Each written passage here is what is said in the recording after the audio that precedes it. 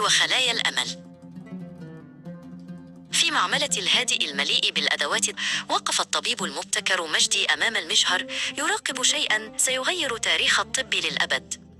كان يفكر في حل لمشكلة الصمامات التقليدية التي لا تنمو مع جسد الطفل الصغير، مما يجبر المرضى الصغار على إجراء عمليات جراحية صعبة ومتكررة كلما كبروا.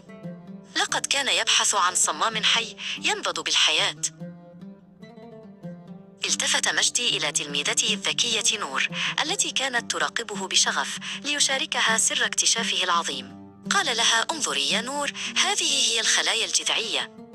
إنها بمثابة الخلايا الأم أو خلايا البناء السحرية، فلديها قدرة مذهلة على التحول إلى أي نوع من خلايا الجسم، سواء كانت خلايا عضلية للقلب أو أنسجة للصمامات.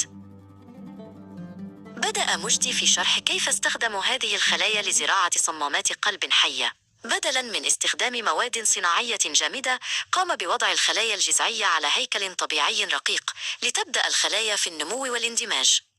هذه الصمامات الجديدة ليست مجرد قطع غيار، بل هي أنسجة حية تشعر بالجسم، تتنفس معه، والأهم من ذلك أنها تكبر وتنمو مع نمو المريض.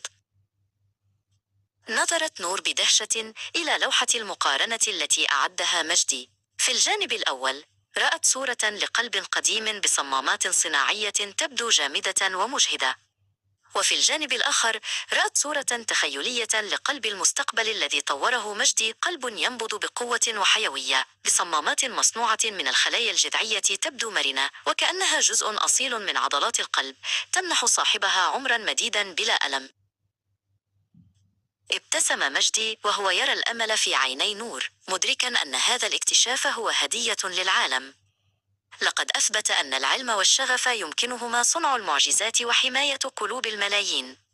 شكرت نور معلمها الذي علمها أن الطب هو فن العطاء. شكرا خاصا للدكتور مجدي يعقوب على هذا الإنجاز التاريخي الذي أنار دروب العلم.